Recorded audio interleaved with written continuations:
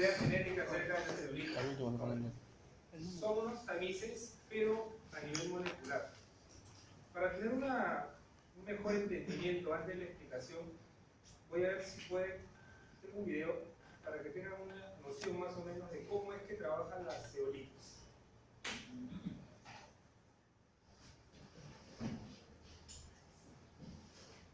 Bueno, no tiene audio, pero ahí más o menos nos dicen que las zeolitas son ampliamente usadas para el craqueo del petróleo, bueno, reacciones químicas, para el gas natural y para la purificación del agua. Acá vemos supuestamente, imaginémonos que son tetraedros de silicio y los puntos blancos son los oxígenos. Lo que estamos apreciando es la superficie externa de la zeolita. Y lo que teóricamente tenemos acá son moléculas de hidrocarburos. En este caso estamos hablando para el petróleo. Vemos en la superficie, estas son las cavidades internas, pero en la superficie vimos que tenían un diámetro definido. Ese diámetro va a ser nuestro filtro, por decirlo así, de las partículas las cuales pueden ingresar, perdón, las moléculas. En este caso tenemos una molécula que tiene, si lo vemos de manera general, un diámetro mayor al diámetro del poro. Entonces, ¿qué va a suceder? Que va a ser excluido de la zeolita. Entonces, asumiendo que estamos viendo en primera instancia una zeolita natural con un diámetro fijo de los poros, entonces, ¿qué hacemos? Recurrimos a la síntesis de zeolitas artificiales, que consiste en qué cosa? Simplemente en modular el diámetro de los poros de tal manera que podamos tener una selectividad en función al uso que le estamos dando. En este caso, agrandamos el diámetro del poro. ¿Y qué sucede? Entonces, la molécula que en una primera instancia no había podido entrar a la zeolita, ahora sí puede entrar. De tal manera que se disocie en moléculas que, por ejemplo, en este caso, imaginémonos que acá tenemos la gasolina y acá tenemos el queroseno, por ejemplo. Una idea genérica. Entonces tenemos acá todo el resultado que tenemos de la selectividad de las zeolitas. Eso es más o menos una idea genérica que quería dar acerca de las zeolitas antes de la parte teórica, porque la parte teórica es un poco amplio. He tratado de resumirlo lo más que se pueda. Creo que se puede intentar. Bueno, acá una pequeña aplicación, justo lo que le estaba comentando a la profesora acerca de Bosch, que usan zeolitas. Lo que vamos a ver es un lavaplatos. Un lavaplatos que no es muy usado acá, pero sí en Estados Unidos, en Europa, esas zonas. ¿Qué es lo que pasa? Que acá los platos los lavan, hay agua, detergente, etc. Pero ¿qué es lo que supuestamente los lavaplatos normales usan como un centrifugado para secar toda la humedad que queda después del lavado? Eso nos acarrea obviamente gastos, costos, temperaturas, etc. Lo que ha innovado Bosch es que está usando zeolitas. ¿Está usando zeolitas para qué? Lo que hace las zeolitas va a hacer, después que ha lavado todos los platos, justamente como lo que la profesora está explicando, junto a su explicación, es que va a absorber toda la humedad que queda después del lavado. ¿Y qué es lo que vamos a obtener? Una superficie interna seca, libre de humedad, sin necesidad de haber usado un ciclo térmico o fijación de calor. Y lo interesante es que luego que uno quiera volver a lavar, las zeolitas van a liberar esa humedad que había seleccionado a un inicio. Entonces podemos ver que la zeolita controla el ingreso de las moléculas, pero a la vez también controla la salida de las moléculas. O sea, no es que solamente controlamos que cumpla el diámetro de los poros, sino que también vemos que salida. Bueno, ahora sí vamos a ir con la parte teórica, que es un poco pesado, pero vamos a tratar de explicarlo. Son 6 puntos básicamente. Vamos a comenzar con el concepto genérico. Como dije al inicio, las zeolitas pueden ser naturales y artificiales. Las naturales son las que se obtienen de la reacción entre la ceniza del volcán y la sal que contiene el agua mineral. Asumiendo que pasen miles de años para que reaccione esa sustancia, vamos a obtener la zeolita natural, que hay más de 40 tipos de zeolitas naturales. Ahora, si vamos desde el punto de vista artificial, lo podemos definir como aluminosilicatos cristalinos, que tienen la siguiente fórmula. M es el metal, X el número de átomos y N es el número de valencia del cation. Esto de acá, el X y Y, es lo que va a ir variando y lo que nos va a definir qué tipo de zeolitas vamos a obtener, junto con el diámetro de las zeolitas. Hay tres características que definen bien a cada zeolita, que son, tienen las propiedades de absorción con alta selectividad. Eso es lo que venía hablando, que según el diámetro de los poros y el diámetro de las cavidades, pero principalmente el diámetro de los poros, vamos a definir qué moléculas se va a poder seleccionar y cuáles excluir.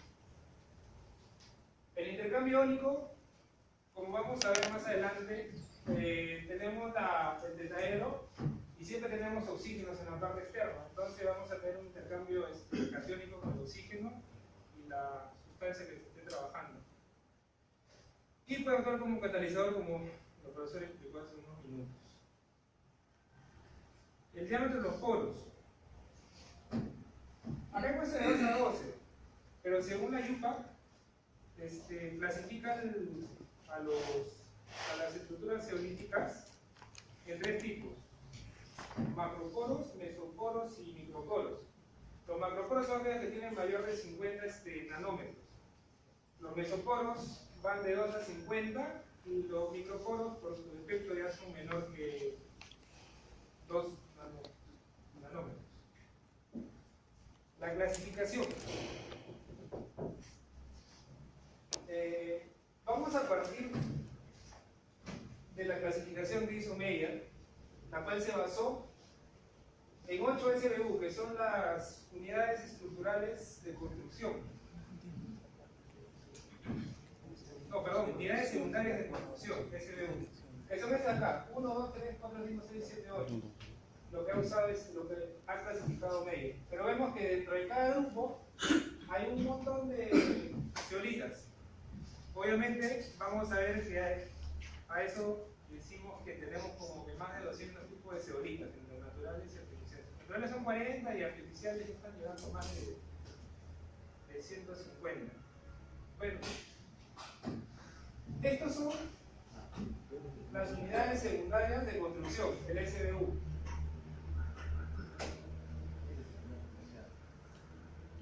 Hagamos una idea que partimos de los tetraedros. En la parte de arriba tenemos los tetraedros: silicio o aluminio de los átomos de oxígeno. Esto vamos a definirlo como unidades primarias a la unión de esos tetraedros. Se van juntando. Esta es una explicación genérica, estructural, teóricamente. Más allá, después vamos a ver la parte de la síntesis. Estos se van a unir y van a formar unas unidades primarias, los cuales a su vez van a unirse y van a formar unas unidades secundarias. Las unidades secundarias son las que hemos visto en esta parte de acá. Y a la vez, estas unidades secundarias van a formar unos poliedros para que finalmente se formen las zeolitas. En este caso, acá vemos la zeolita tipo A, donde no salió acá el otro tipo de zeolita. Ya, acá vemos una imagen que es la que estábamos representando en el video. Tenemos el anillo, las esferas negras, que son los átomos de oxígeno, asumiendo que estamos hablando de un modelo atómico de esferas, y que tenemos una molécula la cual encaja exactamente al diámetro que está generando estos oxígenos. Acá vemos, por ejemplo, que el diámetro de esta molécula es muy grande, o sea que es excluida de la zeolita. Ahí recordamos que son altamente selectivos. Y cada SBU puede tener 16 átomos de T. ¿Qué es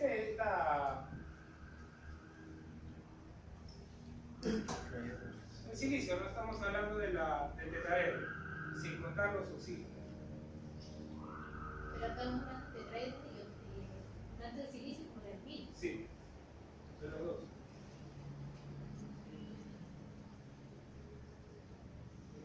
Ya. Ahora la estructura. Como hemos visto que hay más de 200 tipos de zeolitas, en este caso vamos a hablar solamente del tema específico de un inicio que tocaba el A, X y Y. El X y Y, como vemos acá, zeolita tipo X y Y, tienen el mismo diámetro de poros, 7.4 a 7.4 angstrom. Por otro lado, la zeolita A tiene 4.2. Entonces, estos de acá podríamos asumir en primera instancia que son iguales. Pero ¿cuál va a ser la diferencia? Va a ser la relación de silicio y aluminio. En la zeolita A tenemos que es siempre el ratio o la relación de silicio y aluminio va a ser 1. En cambio la X va a ser 1.23 y 2.43. Obviamente algunos libros, algunas teorías manejan en rangos. Eso lo he puesto como un valor promedio. El volumen de los huecos. Vemos que lo que tenemos que aclarar es que en las zeolitas tenemos una superficie interna que genera un círculo, por decirlo así. Ese círculo se llama, podemos definirlo como el diámetro de los poros. Pero adentro, cuando entramos a la zeolita, vemos una cavidad, que es una supercaja que le llaman, que se le va a definir como el diámetro de la superficie.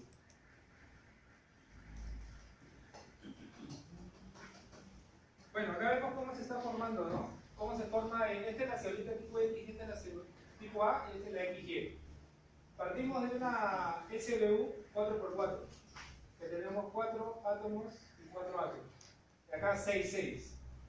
Entonces, enfrentamos el SBU, a esto le vamos a llamar la sodalita. Y bueno, estructuralmente si lo juntamos, si seguimos juntando y armamos todo tipo pliego, vamos a obtener esa estructura. Acá vamos a tener el SBU 66, pero eso no es una sodalita, esto va a ser una supercaja tipo beta. No sé si se estará quedando muy claro, pero vamos a ver. Acá vemos, no sé, según lo que he estado explicando, tratando de explicar. Comencemos acá. Este vértice y este vértice son los átomos que estamos hablando de tetraedro, por ejemplo el silicio o el aluminio. Y entre esta distancia que se tiene del T a T, de esta molécula, en el medio vamos a tener los átomos de oxígeno, que están representados por los puntos rojos. Solamente que no se pone en toda la estructura porque si no va a ser un mar de círculos y al final no vamos a entender nada. Por eso decimos, en la parte externa tenemos oxígeno, oxígeno, oxígeno. Ahí tenemos la propiedad de esta zeolita, pues no que haya este intercambio catiónico. Lo que tenemos al haber hecho es la microscopía de la zeolita tipo X en la parte superior, A en la parte superior y X y Y en la parte inferior. Lo que podemos resaltar es que vemos la superficie, los vértices, que son como tipo bordeados, no es recto. Esa es una propiedad que nos va a convenir. Voy a explicar un caso al final para los detergentes. ¿Por qué? Vamos a dejarlo para el final. Bueno, esta es la parte de la síntesis. Como hemos mencionado, tenemos las zeolitas naturales y artificiales. Las naturales, como este que es un inicio de la reacción entre la ceniza del volcán, la sal del agua del mar, pasan miles de años y tenemos la zeolita natural. Ahora nos centramos en la parte de las zeolitas artificiales. De manera genérica, antes de entrar acá, quiero explicar con esta diapositiva.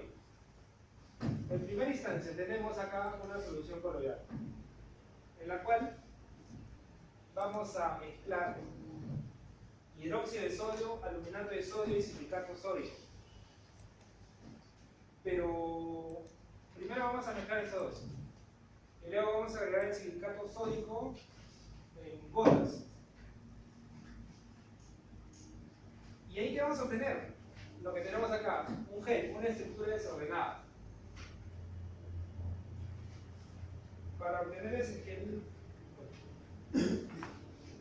para el caso de la síntesis de la zeolita tipo Y, que tenemos en la parte inferior, vamos a mencionar el envejecimiento que mencionó la profesora también. Acá le cuento otra cosa. Vamos a mezclar ambas soluciones. Esta es la solución 1 y esta es una solución 2. Acá están poniendo cantidades, estamos asumiendo que es una cantidad exacta de la zeolita tipo Y que estamos preparando. El envejecimiento se va a dar a temperatura ambiente, de 2 a 3 días. Entonces, esa estructura cristalizada se va a mantener por entre 8 a 15 días a una temperatura de 95 grados, sin agitación, en reposo. Acá también vemos que están, bueno, hay una teoría, un documento que ha mencionado las moléculas que corresponden o que se usan para formar las zeolitas. En el A están dando unas cantidades en mole, por si acaso, en X y Y. Bueno, moderadita no hay que considerarlo porque ese es otro tema y vamos a ampliar mucho. Pero la razón de molaridad que se está dando y el tiempo, de 2 a 4 horas, a diferencia del X y Y son de 7 horas. Por ahí vamos conectando esas ideas para los usos que se le va a dar. Hay la función, pues, ¿no? de la sílice, de la lúmina y del agua. El agua es un solvente.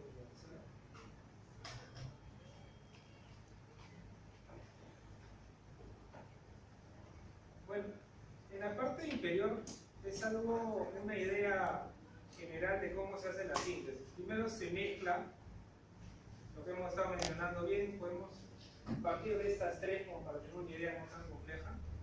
Luego lo calentamos, acá estamos calentando de 25 a 175 grados. Es un rango amplio porque eso nos va a definir el tipo de zeolita. Va a ser uno de los factores que va a definir también qué tipo de zeolita vamos a tener al final. Lo filtramos, lo calentamos, hay un intercambio iónico y finalmente se pulveriza. Normalmente las zeolitas, pues, la que te venden en las comerciales, la venden en pulverizado. Para caracterizar específicamente, estamos hablando del X, Y, Z, hay varios métodos para caracterizar, pero la caracterización está en función al uso que se le va a dar. Por ejemplo, acá tenemos para la zeolita A, que es la aplicación en la parte inferior, vemos que es para absorbentes, detergentes o intercambio iónico. Pero, por ejemplo, para la zeolita Y tenemos para el catálisis. Por ejemplo, acá no vamos para la zeolita A, si vamos a usar detergentes, no es necesario medir la acidez, o no es necesario medir los efectos estructurales. Vamos a verlo después a qué se debe. Igual en la zeolita Y. Acá vemos los rayos X de los moldes de la zeolita tipo Y y la zeolita tipo A. Estos son los patrones que se tiene de esos dos.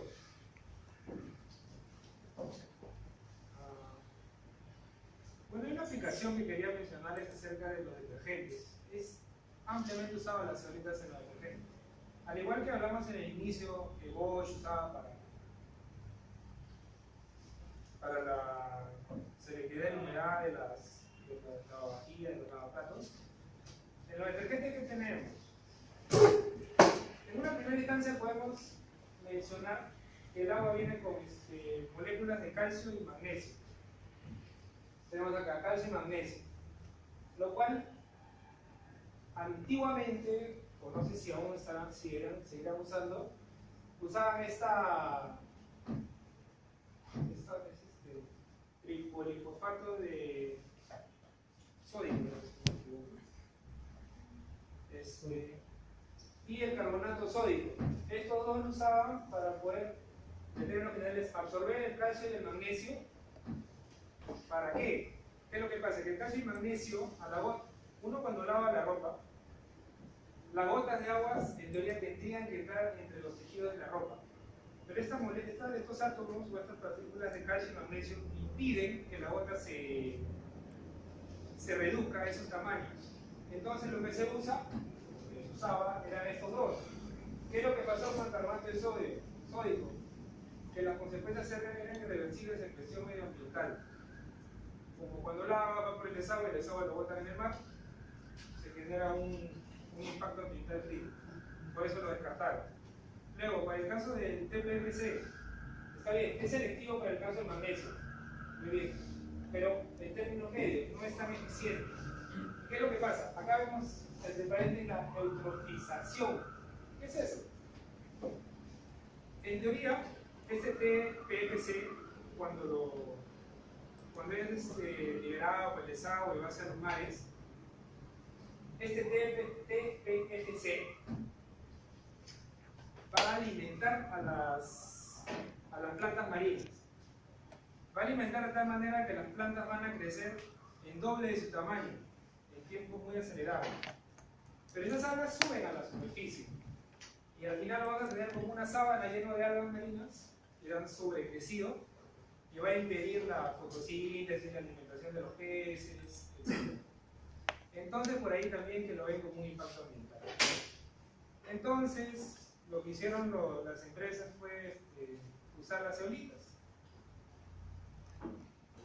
¿Pero qué tipo de zeolitas? Acá en el cuadro de la derecha, no se ve muy claro, pero están probando el porcentaje de adherencia del calcio y magnesio entre las zeolitas X, Y y A. Vemos en la curva de arriba, en la primera curva, que estos son las zeolitas tipo A para adherir el calcio. Y abajo vemos la zeolita X y Y. Entonces ahí tenemos la ventaja que la zeolita tipo A es más eficiente con respecto a la selectividad para el calcio. Y acá también vemos estos dos de acá, los dos últimos son del X y el Y en la selectividad del magnesio. Y la curva de acá es para la selectividad del magnesio, pero con la zeolita A. Entonces, nuevamente, esta es la ventaja. Y le mencioné que las zeolitas en su estructura tenían los vértices bordeados o biselados. ¿Por qué? Porque necesitamos que las zeolitas no sean rectas, porque si no vamos a mezclarlo con la ropa y va a dañar el tejido, lo va a desgastar y ahí vienen todos los problemas que podría haber. Eso a nivel nanoscópico, obviamente no se va a ver inmediatamente, ¿no? Pero me pareció interesante explicar eso porque personalmente no sabía cómo funcionaba eso, por eso les expliqué. Espero que lo hayan entendido.